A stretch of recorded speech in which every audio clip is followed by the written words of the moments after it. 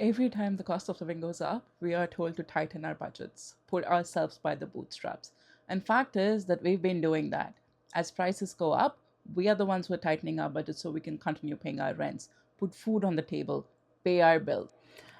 But it's high time we pulled up these ultra wealthy ones, the ones who always get wealthier every time, pardon my French, shit goes south. When you start digging into it, you see that the richest 1% of Canadians now hold nearly $3.9 trillion dollars in wealth. That's almost as much as the bottom 80% combined together. And it's mind boggling that the 40 richest people in this country saw their wealth jump by over 20% in one single year. That's $95 billion dollars right into their pockets. And their combined wealth now surpasses the entire GDP of countries like New Zealand, Colombia, Finland, Chile, and South Africa. And my question is, what are they doing with all this money? Where is it going? The answer is that they're hiding it. Take Brookfield Asset Management, for example, a Canadian corporate giant. Between 2011 and 2016, they used the offshore tax havens to pay an effective tax rate of just 6.1%, while the rest of us were paying closer to 27%. That's 5.3 billion in taxes that they avoided in Canada alone, taxes that could have gone into building housing, schools, infrastructure, etc.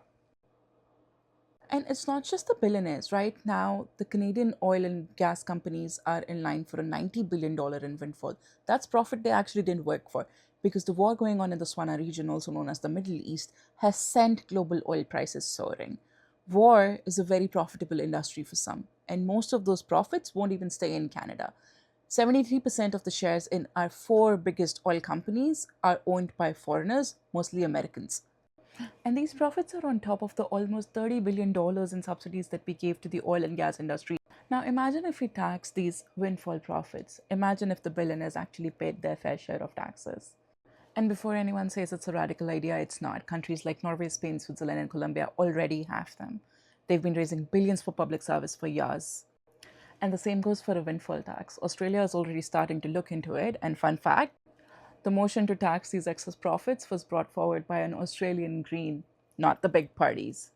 And more than 80% of Canadians agree that the ultra wealthy should pay more in taxes. Yet the government treats billionaires like their wealth is off limits and treats them with kid gloves. Now let's get real about what's happening next.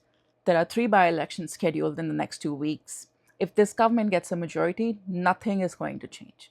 We'll be told over and over again to tighten our belts, to accept less, and to make do. What we need is for more Greens to get into the parliament. We need to make taxing the wealthy a topic this government cannot escape. The billionaire class and the oil giants do not need any more protections, they have enough. But we need someone who will fight for us. That's exactly what the Green Party will fight to make a reality. Because taking care of each other is not a radical idea or an extreme concept, it's the most basic core principle of humanity. And if at any point someone tells you, hey, it's not the government's job to take care of you, what exactly is the government's job if not this?